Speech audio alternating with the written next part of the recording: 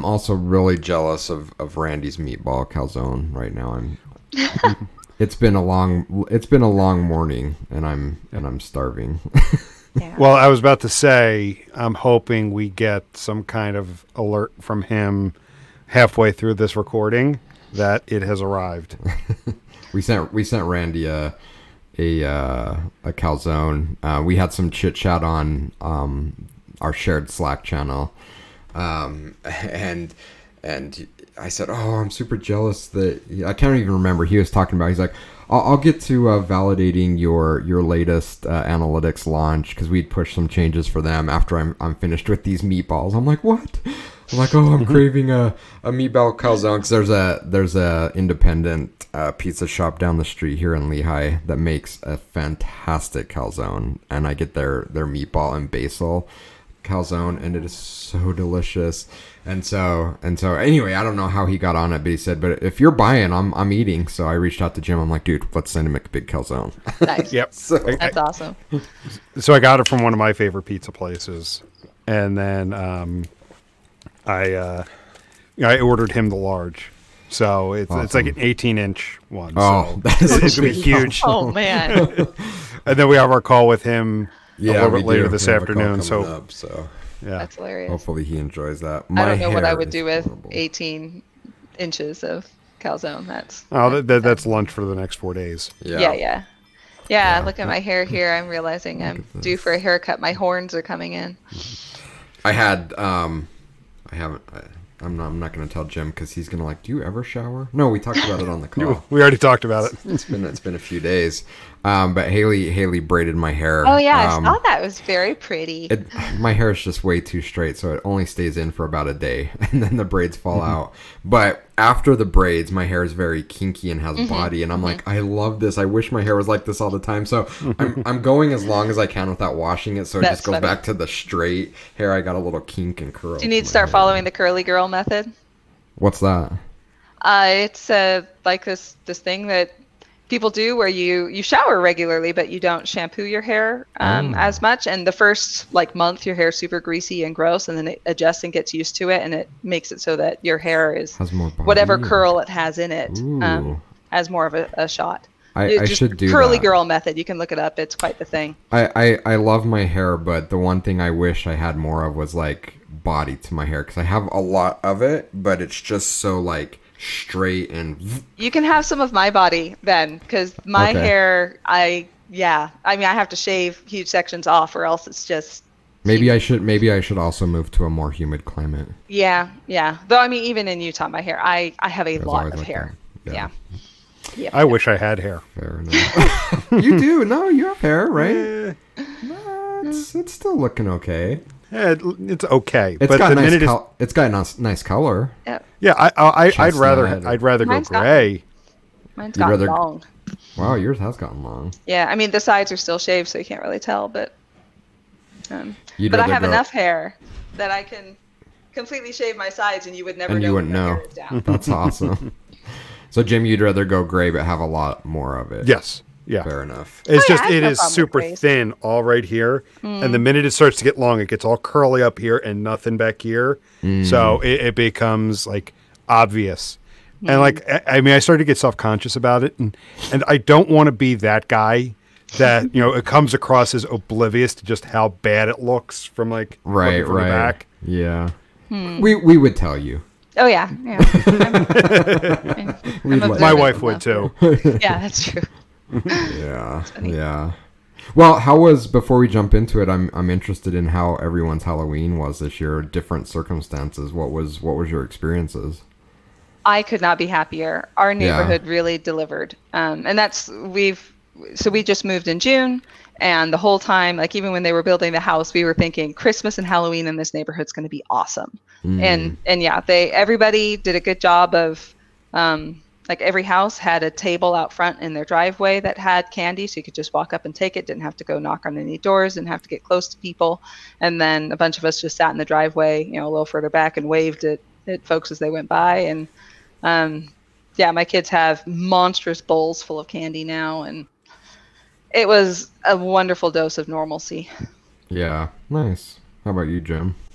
It was good. So we went up to my sister's house for the evening. This is their second Halloween in their current house, and the neighborhood. Like we didn't go up there last year because I think Halloween was like on a Thursday or something like that. But when last year they even started talking like, oh, it's on a Saturday, so we can come up. Everyone can kind of just hang out. We don't have to rush. And last year, like their neighborhood was super busy. It was definitely down this year, but still fun nonetheless. People did the same thing here, having like the table at the bottom of the driveway. You walk up, like they had stuff laid out. You can go up and grab it. So it was just fun to walk around. But like this year was like the screaming, crying Halloween. Because at first he didn't want to get into the stroller. He just wanted to run into the street. And so, but you know what? It was fun nonetheless. For Father's Day, Suzanne got me a little mini projector. So I took that up with us. So my brother-in-law got the fire pit going after we got back from trick-or-treating. I put movies on in the backyard. And, you know, we just, you know, we put out a spread of food and we just ate and had fun. And yeah, it was just that feeling of normalcy. Yeah. Yeah. Yay. That's awesome. How did your projector work out? It actually worked really good. Like it's, if it were just a little bit darker back there, you would have really seen it. But I mean, it's the fun of just sitting outside in your backyard with a movie going. You know, I hooked up my phone to it and then had a Bluetooth speaker. So I'm looking forward to having like movies out on our front lawn and whatnot. Yeah, Very that does fun. sound nice. We have a few friends that have done that, and it is really tempting. It's really hard to find projector stuff though right now. Lots of people have that idea. Yeah. Very cool. Well, good. Yay. So, what is our topic today? Yeah. Unfortunately, I don't have a good segue. I was trying to think of something as we're talking. I'll take the blame for it. No. Like it's just material. I got stumped. So it was something. It came out of a conversation Jenn and I had last week, and so I thought this would be great. We haven't talked about this one yet. So it's consultants versus contractors. So in many organizations, those two terms in informal settings, outside of like HR paperwork, those two terms are used interchangeably. They're used synonymously, but yet there are major distinctions between those roles. Each comes with its own set of expectations and level of engagement and all of those details. So I wanted to dig into that today. Like, what are the major differences between a contractor and a consultant? What does it mean to hire one versus the other? What is expected when you bring on a consultant versus what do you expect when you bring on a contractor? And, why do we see in some organizations conflating the two terms, often causing confusion as to what's expected? So I just unloaded a ton of questions. So let's just start to unpack that with what are the major differences that the two of you see between those two types of roles? Well, I think there's the official, a contractor usually is a 1099 brought in for a very specific project, like that type of thing. But probably more broadly than that, I think as far as the type of things that a contractor does versus a consultant does, I think it's a Venn diagram, that there's some overlap. But a consultant has more experience and expertise from around the industry. They're coming in to give guidance and their ideas and really, consult rather than do the work. Oh no, did we lose Jason? We did. So he'll be back. Okay. Whereas a contractor to me often is just somebody to help get the work done.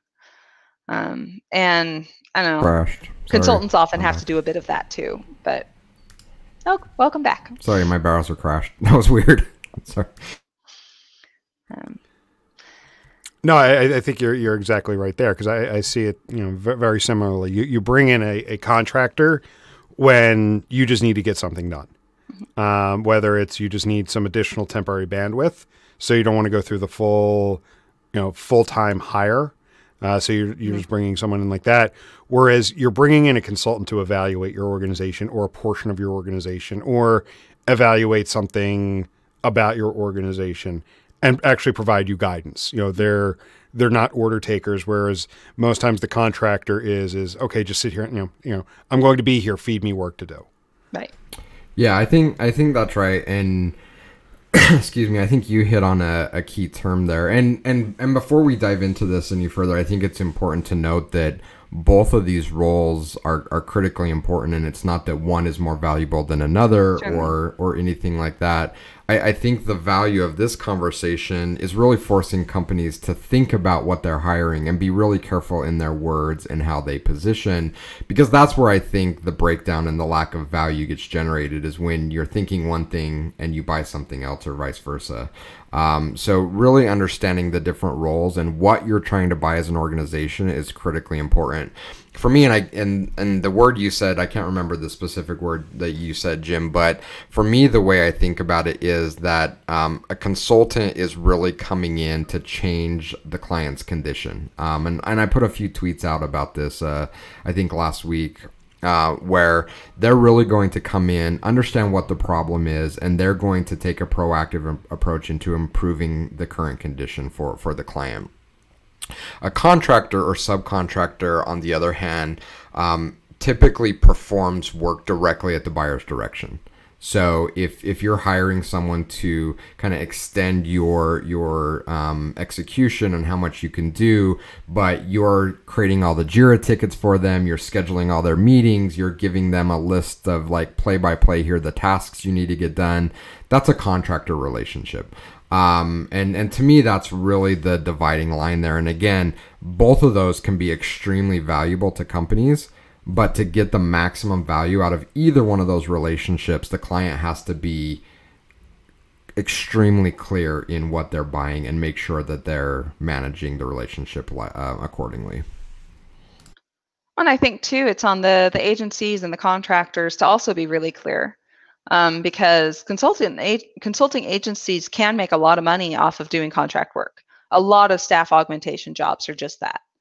And frankly, they probably get paid a little bit more than a contractor would for such work. So a lot of it is how we present ourselves, and making sure that we keep that end goal in mind of, we're not just here to take orders, we're here to know what their goals are and to help them achieve those goals. And sometimes that does mean taking orders, but hopefully taking informed orders that we've helped help make sure that we're on the best path possible based on all of our knowledge and experience from other things that we've done. Yeah, I agree. And I think that happens for a couple reasons. One, I think it just happens not for nefarious reasons, but just because a lot of agencies, especially early on, it's hard to really know who you are. And so it's just like, let's do a lot of stuff. And you don't really put a lot of thought process into, well, who are we and what kind of services are we offering? And so it kind of has to figure itself out organically. But I agree. At some point, there needs to be clarity in what you're offering. And I think it's okay. Not only okay, I think it's wise for agencies to have a clear understanding of, this is who we are and this is who we aren't. And I think as agencies age, they tend to get there. And some more proactive agencies kind of start out with that approach more up front. The other side of it, I think, is one of positioning. To your point, it can be very lucrative from a financial situation to be all things to everybody. I think larger agencies are better positioned to do that. So if I'm a Deloitte or a Sapient, although I don't know that they really take advantage of it, just because of the breadth of their bench, I think they're better capable of saying, okay, this part of our house is contractor based, this part of our house is more consultant based, and manage it accordingly. For smaller agencies, it's tougher. I think it's a lot tougher to, one, staff for that, but two, ask people to switch hats. I think for us, it would be very challenging to say, okay, Jen, now you're a contractor. Because I don't know that any of us would be happy being a contractor. So for smaller agencies, I think it's a lot harder, and I think it benefits a smaller agency to just go all in on one or the other. We're contractors, we white label. We're there at the kind of behest of our client, or we're consultants and we're brought in to help drive the agenda. I think it's not only okay, I think it's the winning path for small agencies to declare who they are in that sense. Agreed. Over the course of your careers, because I think all of us have had the opportunity to work for multiple services companies. I've had the opportunity to work client side. Jen and I have both worked vendor product side. Where have you seen, I guess, on one hand, relationships with a third party that have clearly set their goal with a client? Where have you seen that work really well? And then on the opposing side, whether you were on the vendor side, whether you were at an agency side, where have you seen that break down where there hasn't been clarity in roles and it's proved to be maybe disastrous as the worst case scenario, or not getting the full value out of the relationship? Jim is thinking in deeply.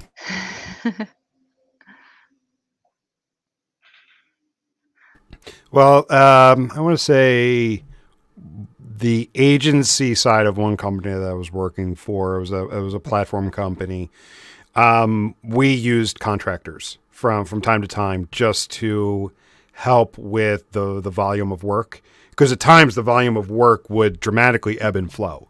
So it was very, very hard that when work picked up to bring in somebody new, because just as quickly the work could dry up.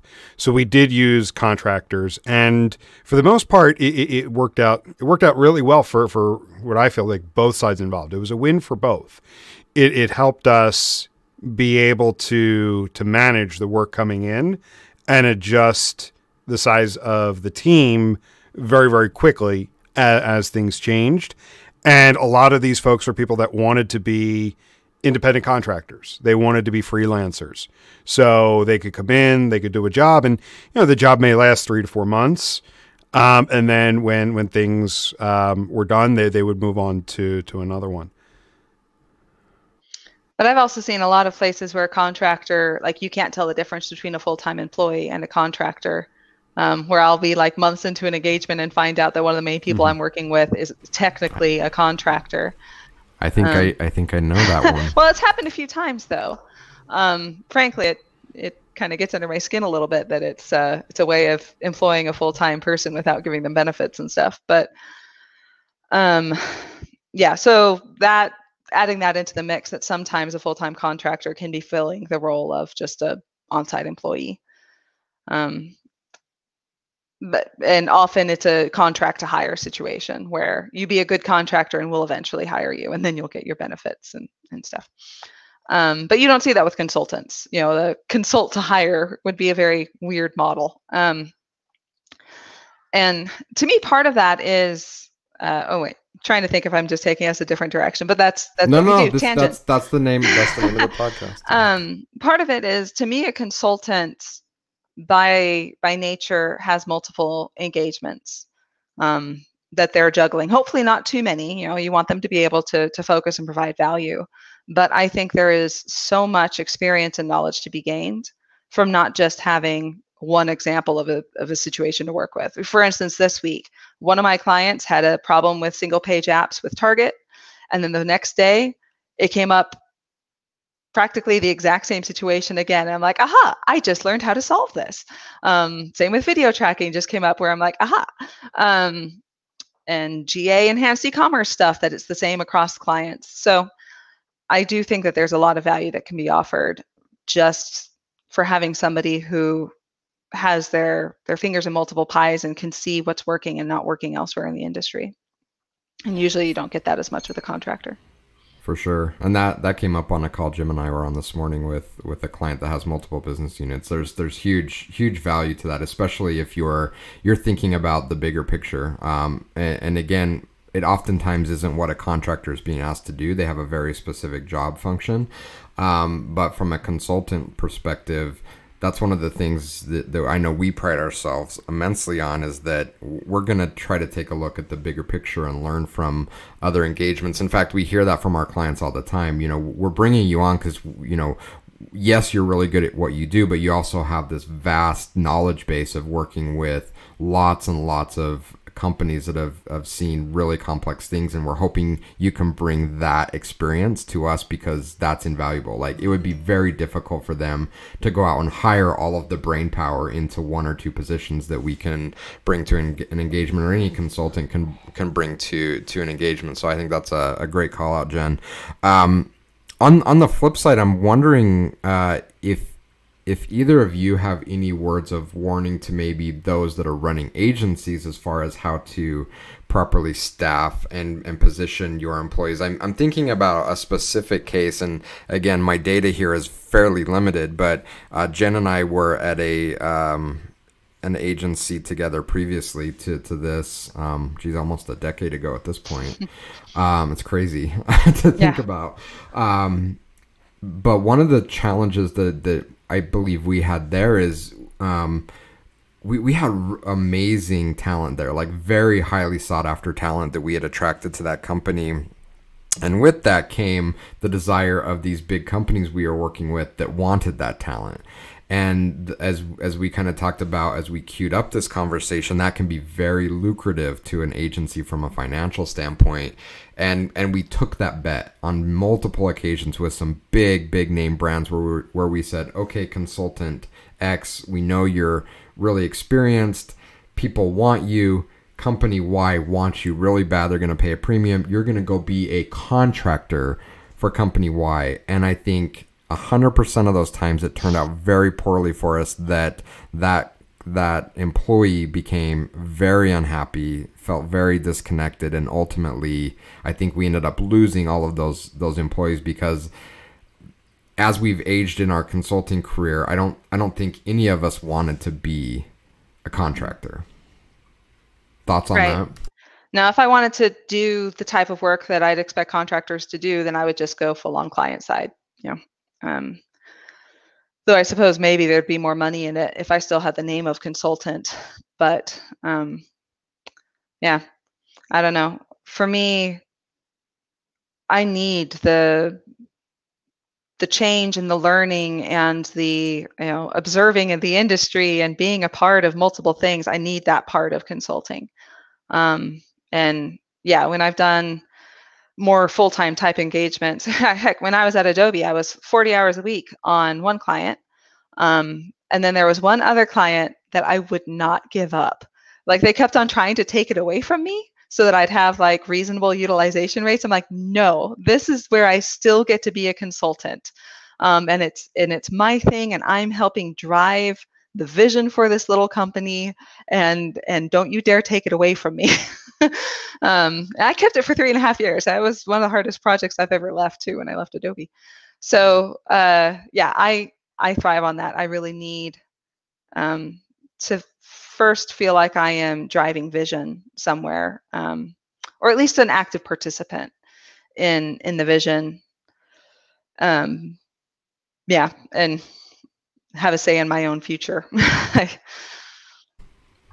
That's a good call out. Jim, from your perspective, and I'm going to force you to kind of put the time machine in place here, because you worked at both GSI, yes. And you were at Signal. I don't know, was it called Signal at the time, or was it under a different name? Signal. It was maybe a year after they rebranded from and they also had a strong services component. From either of those experiences, how was that set up, and did you see kind of what Jenn and I have been talking about come into play, where you're maybe more seasoned consultants were being asked to position as more contractors, or was it more targeted type of engagements? It was a little in between both. It wasn't completely consultant, but at least for, if I think back to the GSI days, but it also wasn't contractor. So we were a e-commerce platform vendor, and depending upon the services, the tools that the client bought, various teams were brought in to help manage it. So in many ways, like your success was tied to the client's success. So in some ways, you became very, very attached to the clients you work with. Where I sat within analytics at first, analytics was part of product, and then they moved it over to the agency side. So for me, like I just kind of got ingratiated with certain clients, so they would want me on their projects. So in a way, I was still a contractor, but because of like the experience I brought and the analytics experience within the company at the time was so thin, I was kind of treated with that air of contractor. Or not, I'm sorry, not contractor, consultant. Like you have like this level of expertise that nobody else really in the company or outside of maybe 3 other people know. Because and that's where I was thinking, Jen, as you were talking, one of the things with being a consultant, you kind of come in with this air of experience and in some ways a bit of authority, where you can say like, hey, based on my experience, based on what I've seen, I'm seeing the same thing with you, and here's how we solve for it. And 8 times out of 10, your client's going to listen to you because they're paying you to come in and tell you that stuff. You're not necessarily going to be doing that as a contractor. So yeah, that's why when I think back to those days, it was a blend of the two. It was very much that the client was paying for us to manage these things for them. And in many ways, it was just do what we need you to do here. But because of the experience, you know, me and like 2 other people brought as far as analytics, they treated us a bit differently. I remember back there was one client that there was actually a couple clients there that were often seen as problem children, but for some reason I just won them over. I don't understand how. I think maybe I was just honest with them. There's 2 stories, but I'll tell one where this one point, this one guy calls me and he's like, Jim, don't bullshit me. You've never bullshit me in the past. You've never lied to me. So don't bullshit me here. This is what this other team is saying that needs to be done. And it's going to blow up our analytics. Tell me what I need to tell them back. It was kind of one of those things. And he was basically, the SEO team was telling him one thing. And, you know, they were saying like, your analytics be damned. This is what you need to do. And he's like, are they telling the truth or are they just doing it to cut corners? Yeah.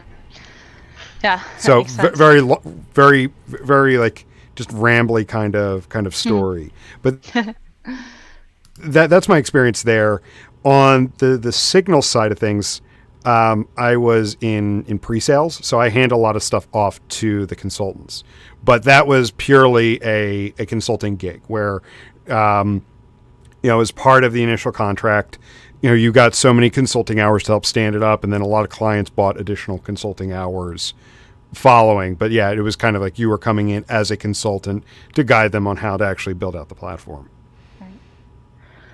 So you just triggered a thing for me where I think part of being a consultant is who you're comfortable talking to and like who your target audiences are. That I don't think you would often expect a contractor to be going up the chain, you know, towards the C-suite, to be talking about, you know, what should be happening. But that is something that a consultant should be able to do. And their job is to help their main stakeholders look good to those folks up the chain, and to really help them put their vision forward for the whole rest of the company. So you help do that representation to the rest of the company.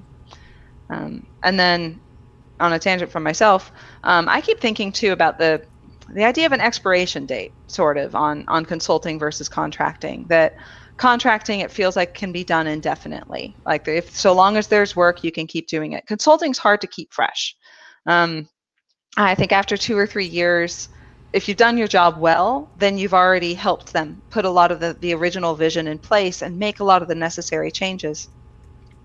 And it's hard to start then redefining the vision and saying, okay, we helped you establish your COE and get your analytics practice really solid. The next step is using that data to get more value out of optimization and personalization. And then they say, well, that's not really our team, or that's not really the scope we had in mind. And so it starts becoming harder and harder to keep the original, like the scope and stakeholders of the original engagement. That and turnover can make things hard too, that you have new folks come in, and if they don't understand the contractor versus consultant nature of things, that can make things tricky too. So I do think it's possible for a consultant to continue delivering value for years and years. It just gets tricky Yeah. So to me, it feels like it's a 2-year mark thing, that after 2 years, you have to make sure that you're keeping that precedent. You're not just there because you've been there and you know things and you have context and, hey, can you now help be a hands on keyboard, but rather to continue driving vision and providing consultant level value, or consultant type level. You've triggered so many thoughts in my head, and I'm not going to be able to keep them all together. Let me see if I can respond to a couple of them, because I think you brought up some really good points. I agree. I think it's important to set that expectation and what that path looks like. I think we frame most of our engagements that our goal is to work ourselves out of a job. As a consultant, we're not there to be a contractor on your staff. If we need to hire someone and we work with our clients to identify people and hire and bring them in, our goal is to ultimately work ourselves out of a job. In a lot of cases, that means it frees us up to do other things.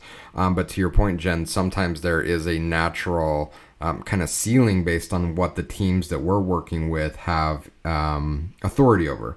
So from an agency perspective, it's important to use that relationship to grow, I think, out to other teams within the organizations and make sure that you're kind of seeing that wider picture.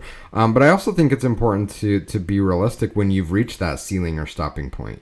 And as painful as it may be in the moment, sometimes long term it's best to just be realistic and say, look, we've exhausted what we can do with you. You're ready to take this on yourself. You can fly out of the nest now. And the reason why I think that's important from an agency perspective, so if anyone's listening that runs an agency or thinking about starting something up, the reason why I think that's important is because most people have very strong recency bias. And while in the early part of your engagement, you may have done some tremendous things and created a lot of value, if you let it string out too long because revenue, but you're not really doing a lot of great work for them, that's what they're going to remember. And ultimately, at least for how we're set up, we're so dependent on referrals and good words being said about us. We want our clients to remember the good thing and not squeeze too much out of it where we're not delivering value, but we're still collecting a paycheck. That's going to be in their mind. And so I think long term, it's best to say, as painful as it is, we have to admit, like, we've got you where we said we were going to get you, and it's time for you to fly. And ultimately, in the end, I think that comes back to reward you financially. It just may take longer to get there. And now I've already forgot all of the other thoughts I had in my head. But the one other thing that you did trigger is if you're on the client side, it's really important to properly manage that relationship, because we have worked with clients where we've gone in and said, it looks like you're paying agency X a lot of money a month. Is there any reason why you haven't started to bring that internally? And they've said things like, honestly, we don't even know. They have this proprietary method. They don't expose it to us. We have these processes they run every month and we have no idea. And we can't turn it off because it's going to break 1, 2, and 3. I'm like, that's not good for you. Right? Like, that's not good for your... I'm having such a hard time not like coughing out certain agencies' names, because there are a few that are very guilty of that. And it's a really big ones usually. Yeah, and it's a known part of their business model is that they create lock-in. And for them, it's great. They've locked in their client to pay them because they're now dependent on making it happen. But from a company standpoint, I can't think of a worse position to be in, where you become... you're fully dependent on them and you're at their mercy, and it's really not a good thing to do. So I would say from a company perspective, whether you're looking to bring in consultants or contractors or anybody that's, quote, outside the organization, ultimately the knowledge and the processes, that all needs to be internally. So if you're working with an agency that is purposefully keeping that from you, that's a major red flag, and should be avoided at all cost. Agreed. I had some other thoughts in there, but Jen brought up so many good points. I should have scribbled them down, but I think those were the two big ones that she kind of triggered in my head. Mm-hmm. Yep. So to start wrapping it up, because we've talked a lot of, we've covered a lot of good points as far as the differences between the two, the expectations. But, as we start to wrap things up, I kind of kicked it off in saying, like, in certain situations in organizations, they conflate contractors and consultants.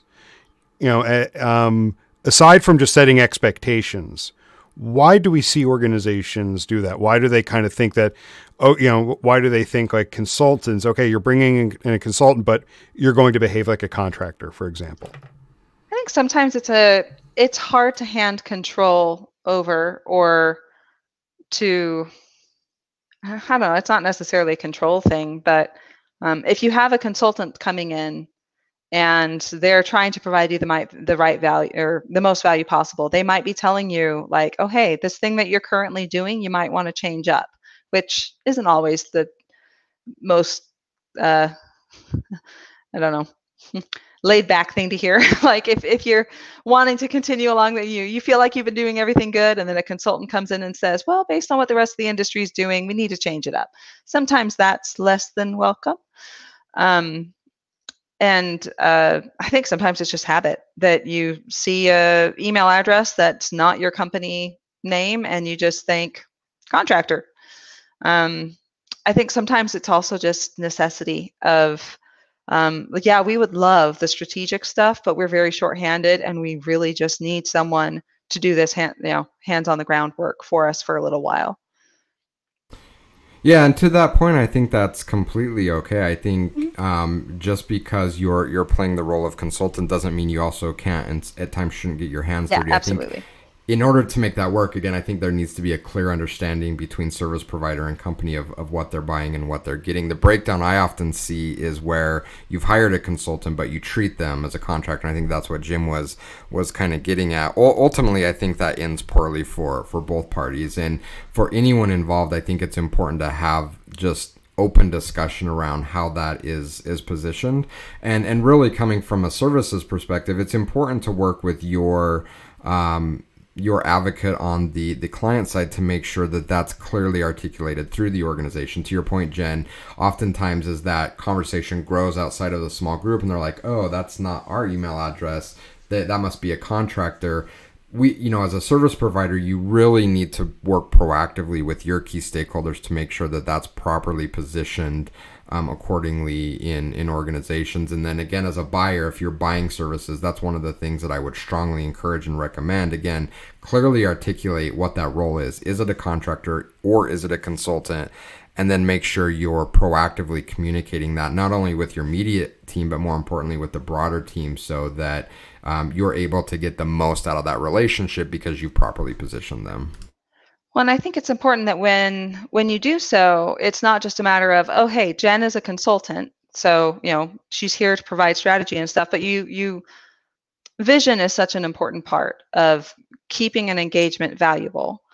And as soon as you run out of vision and goal, then that's when it's easier for a consultant to become a contractor or to be viewed as such. And if that vision isn't communicated to all the folks involved of, hey, they are helping us establish the processes that we are going to be using for our analytics solution or optimization or whatever it is, just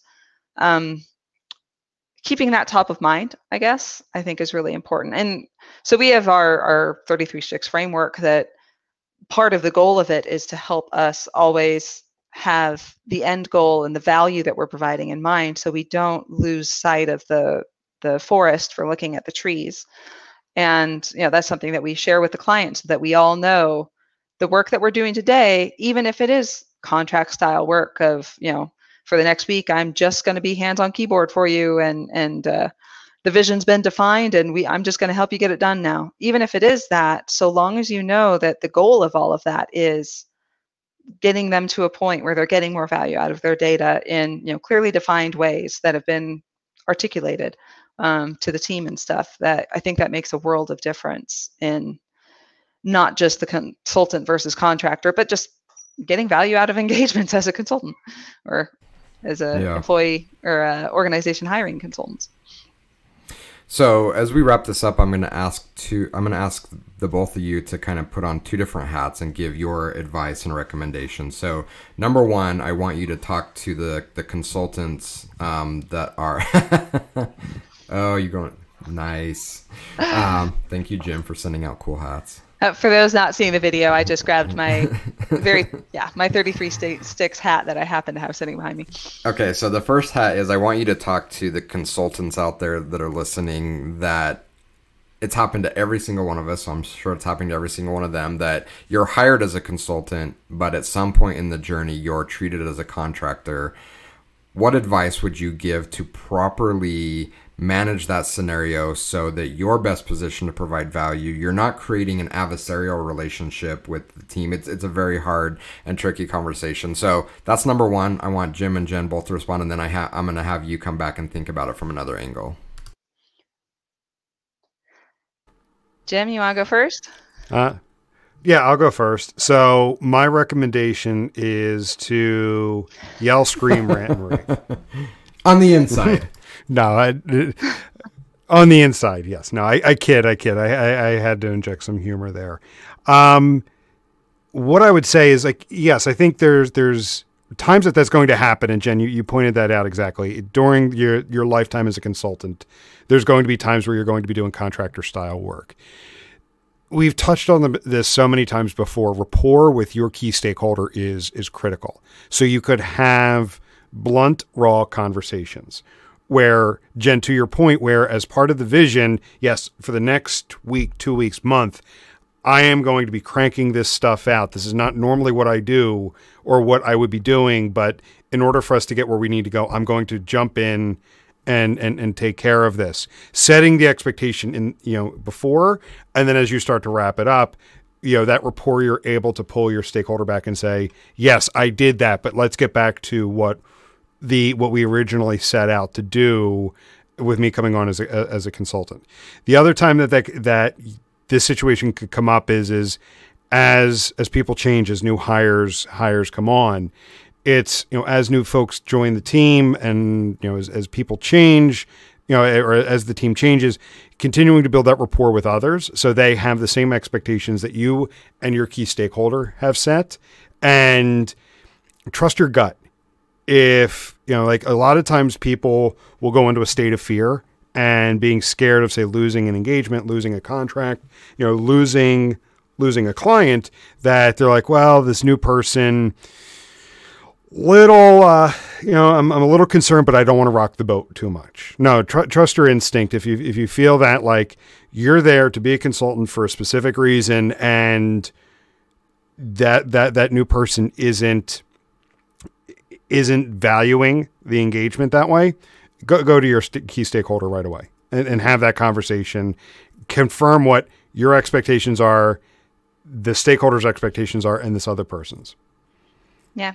Agreed. And I think I do. I think it comes back to, I feel like I'm repeating what I had most recently said, but it comes back to that value thing and always having in mind, here is our current goal or set of goals. And let's always make sure that any of the work that we do, whether it's super high level strategy or deep down in the dirt, we have those goals in mind. And I think for me, it's hard because I'm kind of a yes person. I like saying yes and doing things. So if you ask me to do down in the dirt work, then especially if it's programming stuff and I enjoy programming stuff, I'll do it. And that's not necessarily a bad thing, so long as everybody knows we are doing this towards these goals. And let's never forget that. I like that, and I think that tends to be the overriding factor in all of our engagements, is regardless if we're providing strategy, regardless if we're writing lines of JavaScript code or configuring or doing analysis, that it's not a task. It's what are we doing this for to unlock some future potential. And I think that's really kind of the defining piece. Okay, so last question to each of you. I'm going to have you put on your business hat and be the buyer, which probably the bulk of our listeners are in a position that are either currently using outside resources or potentially could in the future. What advice would you give to them as far as properly positioning the role of either the consultant or contractor, again, not only with their immediate team, but with the larger organization, so that they can properly be in a position to extract maximum value out of that relationship? Oh boy, that's a loaded question. Because I think so much of it just has to do with the nature of leadership within an org, whether you have a consultant or not. Are you clearly communicating your goals? Are you reactive or proactive? Because a lot of the consultant value stuff is proactive, where you are, like I said, driving vision and all of that, versus just being a cost center or turning around and responding to requests and things like that. So, I mean, hopefully, whether you have a consultant or not, you are always trying to sell your vision and the value of what you are doing to the rest of your team and the rest of your company.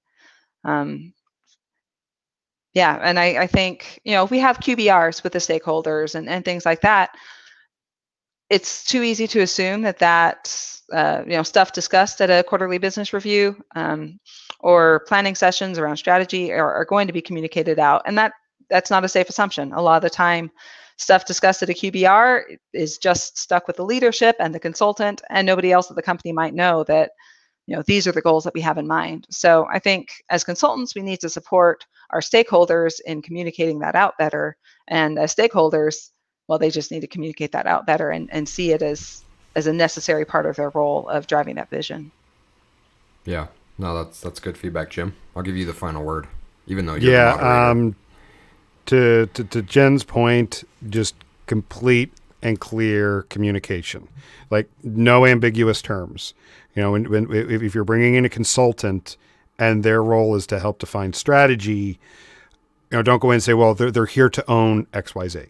Well, no, they're here to define the strategy and provide us guidance and direction on XYZ. Because own creates such a gray area. Oh, okay, they're going to be executing on that. No, and now I'm getting tongue-tied. It's not, that's what I'm saying. Like, we're using those kind of words can create like this ambiguousness that, next thing you know, you don't know what their actual role is. So just to piggyback off of Jenn, I don't have anything additional to say to what she said is with the communication, make sure it is extremely clear and the words are unambiguous. I just saw a big dog in the window. I saw it too. They're going for their walk. How's your dog doing, by the way? He's good. So he was in a biking accident a few weeks ago, but he's mostly all healed now.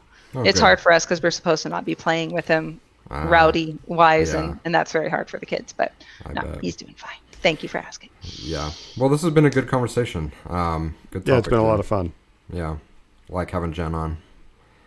Yeah, it's fun. I like chatting with y'all. And heaven knows I have opinions. That's why you're here. Yes, agreed. That's why you're here. Awesome. All right.